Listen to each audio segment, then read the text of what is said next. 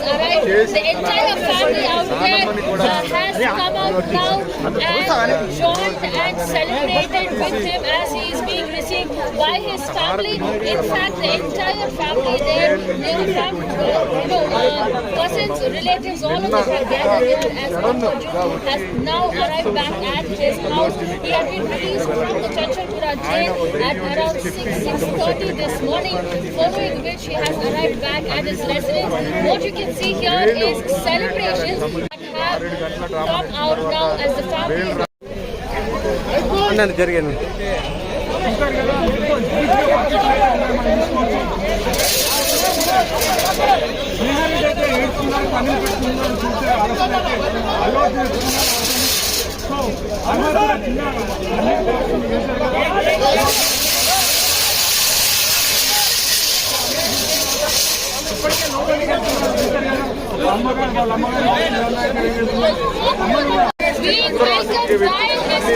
అభివాదం చేస్తూ ఉన్నారు.